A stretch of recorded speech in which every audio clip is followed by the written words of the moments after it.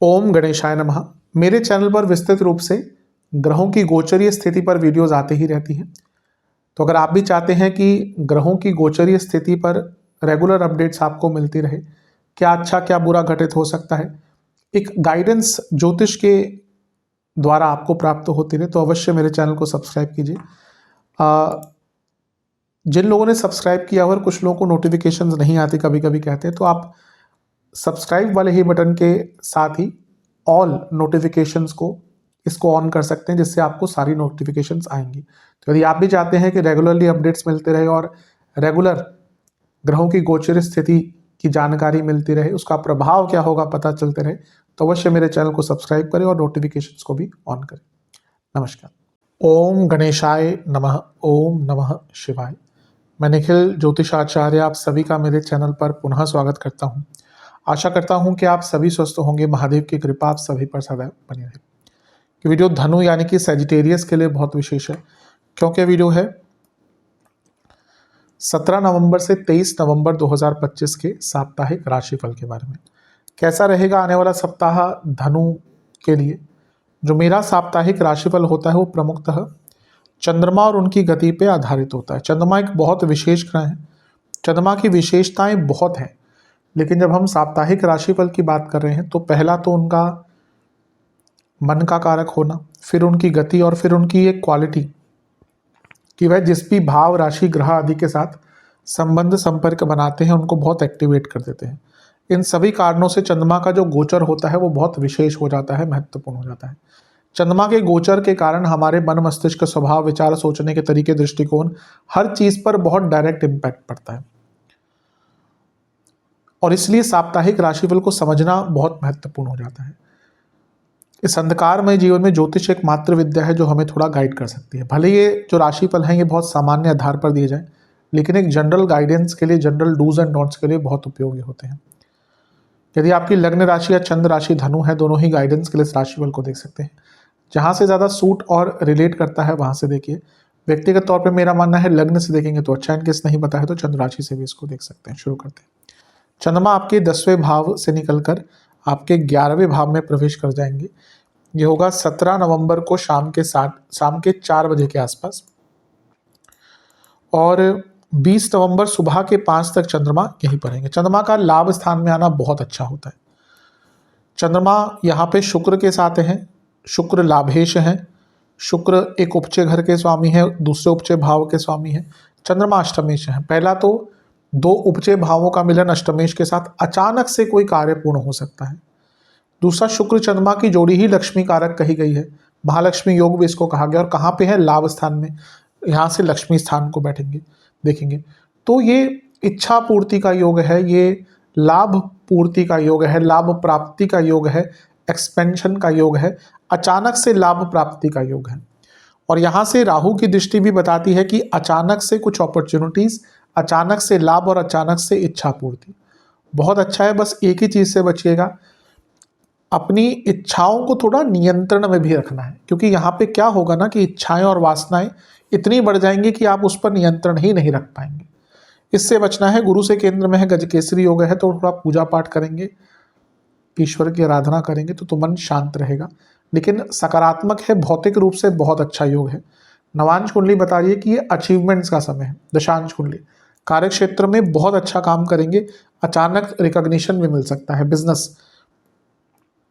Business में कहूँगा थोड़ा रिसर्च कीजिएगा, बहुत अच्छा आप कर सकते हैं, लेकिन थोड़ा रिसर्च की कमी है। लव लाइफ अकेलेपन से थोड़ा सा जूझना पड़ सकता है, लेकिन ये नेगेटिव नहीं होगा। हो सकता है कभी कभी हमें अपने साथ टाइम बिताना होता है, अगर हम अपने साथ टाइम बिताते हैं तो अच्छा होता है। ये वैसा ही टाइम दिख रहा है। वैवाहिक जीवन, ओपननेस रखिएगा, मन में जो बात है डिस्कस कीजिएगा। स्टूडेंट्स, आपको थोड़ा सा अपने पॉजिटिव और नेगेटिव्स को समझना पड़ेगा, जो आप नहीं समझ पा रहे हैं अभी। सेहत के हिसाब से जिनको डायबिटीज़ है दिक्कत बढ़ेगी, पेट के रोग और जिनको हार्मोनल इश्यूज है दिक्कत बढ़ेगी। सर्वाष्टक में आपका भाग्य स्थान बली है, बहुत अच्छा है। चंद्रमा लाभ स्थान में है, लाभेश के साथ भाग्य स्थान बली है। धन भी आएगा, भाग्य भी मिलेगा, बहुत सकारात्मक शुरुआत है। चंद्रमा 12वें घर में आ जाएंगे वृश्चिक में 20 नवंबर को सुबह 5 बजे, और 22 नवंबर शाम के 5 तक यहीं पर रहेंगे। चंद्रमा का 12वें घर में आना एक प्रकार से काफ़ी अच्छा नहीं माना जाता, लेकिन यहाँ पे कुछ अच्छी चीज़ें भी हो रही है, मैं बताऊंगा क्या। लेकिन मूलतः चंद्रमा पर प्रभाव बहुत है। चंद्रमा पर जब इतने सारे ग्रहों का प्रभाव होता है तो थोड़ा सा नेगेटिव होता है। अब चंद्रमा नीच के भी हैं, 12वें घर में भी हैं, प्रॉब्लम होता है। अमावस्या दोष में है, चंद्र मंगल योग है, अच्छा होता है, और ये नीच भंग भी बन रहा है। लेकिन बुध भी साथ में है जो कंफ्यूजन क्रिएट करते हैं, और एक वक्री ग्रह की दृष्टि है, वो भी 8वें घर से। पॉजिटिव्स की पहले बात करते हैं। चंद्रमा विपरीत राजयोग बना रहे हैं, मंगल विपरीत राजयोग बना रहे हैं, और चंद्रमा मंगल नीच भंग बना रहे हैं। ये अचानक से रुके हुए पैसे, रुके हुए काम, प्रॉपर्टी रुका हुआ प्रॉपर्टी का काम, लीगल कार्य, विदेश का कार्य, इसमें पूर्णता लाएंगे। और यहाँ पे बुध भी हैं जो आपके दशमेश है, सप्तमेश है। बिजनेस और करियर में भी कुछ बदलाव लाने के लिए अच्छा टाइम है। लेकिन नीच के चंद्रमा, अमावस्या दोष और वक्री गुरु का प्रभाव ये मन को बहुत अशांत करेगा। मन बहुत अशांत रहेगा, इनसिक्योरिटीज़ बहुत रहेंगी, और गलत निर्णय लेने की संभावना बहुत बढ़ जाती है। यहाँ से सारे ग्रह छठे घर को भी देखेंगे तो व्यर्थ की चिंताएं भी बहुत रहेंगी। तो थोड़ा मानसिक दृष्टिकोण से ध्यान दीजिएगा, बहस मत कीजिएगा, बहस से बचिएगा, खर्चों पर नियंत्रण कीजिएगा, और अपनी मानसिक और शारीरिक दोनों ही सेहत पर बहुत ध्यान देना है। कुछ भी ऐसा मत कीजिएगा जिसके बारे में आप रत्ती भर भी कन्फ्यूजन अगर आपके मन में है ना, उस चीज़ में आगे मत बढ़िएगा। नवांश कुंडली, अगर किसी से बहुत बहस चल रही है, कुछ लड़ाई झगड़ा हुआ था, तो चीज़ों को कॉम्प्रोमाइज़ करने का मौका मिल सकता है। दशांश कुंडली, कार्य क्षेत्र में काम बड़ा मिलेगा, लेकिन हैंडल मुश्किल से कर पाएंगे। बिजनेस में अवेयरनेस बढ़ानी पड़ेगी, क्योंकि अभी आप मौके का फ़ायदा नहीं उठा पाते। लव लाइफ, अपने पार्टनर के प्रॉब्लम्स को समझने का प्रयास कीजिए। वैवाहिक जीवन, एक रिदम नहीं है जीवन में, उसकी कमी दिख रही है। स्टूडेंट्स, सकारात्मकता लाइए, आसपास सकारात्मक लोगों को रखिए। सेहत के हिसाब से पेट के रोग, पैरों का दर्द और हड्डियों के रोग, सर्वाष्टक में आपका नवम भाव अत्यंत बली है। विदेश के कार्य बहुत आराम से पूर्ण हो सकते हैं। 22 नवंबर शाम के 5 बजे चंद्रमा आ जाएंगे आपके लग्न भाव में, यानी कि धनु में, और सप्ताह के अंत तक यहीं पर रहेंगे। चंद्रमा का लग्न में आना एक प्रकार से अच्छा होता है, लेकिन आपके लिए वो अष्टमेश है, इस नाते थोड़ी प्रॉब्लम आ सकती है। फिर भी चंद्रमा लग्न में है, एक तो 12वें घर का, और ये इतने सारे ग्रहों का प्रभाव हट गया, ये बहुत अच्छा है। यहाँ पे शनि का प्रभाव है जो धनेश है, और केतु का प्रभाव है जो लक्ष्मी स्थान में बैठे हुए हैं। ये धन के रूप में कुछ अच्छा है। शनि केतु के जब संयुक्त प्रभाव आता है और चंद्रमा अष्टमेश भी है, तो ये थोड़ा साधनाओं के लिए, अध्यात्म के लिए अच्छा टाइम बन जाता है। और कभी कभी आपने जो सीखा हुआ है उसके द्वारा आपको लाभ प्राप्त हो सकता है। लेकिन शनि शनि है, केतु केतु है, तो शनि का प्रभाव चंद्रमा पर विषतोष भी बनाता है, और केतु का प्रभाव कभी कभी बहुत वैराग्य उत्पन्न करता है। तो यहाँ पे होगा क्या ना, कि कुछ अच्छा भी आपके साथ हो जाए तो बहुत उस चीज़ को आप इंजॉय नहीं कर पाएंगे, क्योंकि थोड़ा वैराग्य का भाव रहेगा। और ठीक है, सबके साथ ऐसा होता है, कभी कभी होता है हमारा कुछ करने का मन नहीं करता, कोई पार्टी है जाने का मन नहीं करता। वहाँ पे आप कभी भी देख लीजिएगा, चंद्रमा पर कुछ ऐसे ग्रहों का प्रभाव होगा गोचर में, या तो शनि का होगा, केतु का होगा, या चंद्रमा 8वें घर में गोचर कर रहे होंगे, चौथे में गोचर कर रहे होंगे।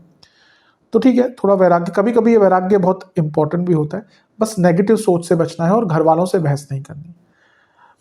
गुरु से छठे में है तो शकट योग भी बन रहा है, कुछ महत्वपूर्ण कार्य विलंबित भी हो सकता है। नवांश कुंडली बता रही है कि अटैचमेंट्स की थोड़ी कमी रहेगी। दशांश कुंडली, कार्य क्षेत्र में किसी पर ट्रस्ट नहीं करना। बिजनेस के हिसाब से कुछ नया, कुछ नए दरवाजे खुल सकते हैं काम के लिए। लव लाइफ, पार्टनर को एक प्रकार से उनकी भावनाओं को समझने का प्रयत्न करना पड़ेगा। वैवाहिक जीवन, विश्वास बढ़ाइए एक दूसरे पर, कमी दिख रही है। स्टूडेंट्स, क्रिएटिविटी बढ़ाइए, बहुत सेम ही चीज़ करे जा रहे हैं लेकिन उसका लाभ नहीं मिल रहा। जहाँ तक सेहत की बात है, कफ रोग, एंग्जाइटी, ब्लड डिसऑर्डर, सर्वाष्टक, भाग्यस्थानी बलिए, थोड़ा अध्यात्म साधनाओं पर ध्यान देंगे ना, तो हफ्ते का अंतिम भाग थोड़ा आराम से कट जाएगा। उपाय के स्वरूप में ओम गुरुवे नमः का 21 बार जाप कर शिव चालीसा का 1 बार पाठ कर महादेव को मिष्ठान का भोग लगाइएगा। आशा करता हूँ वीडियो काम आएगा। चैनल पर नए हैं, सब्सक्राइब कीजिए, वीडियो को लाइक कीजिए। मिलता हूँ अगली वीडियो में, तब तक के लिए ओम नमः शिवाय।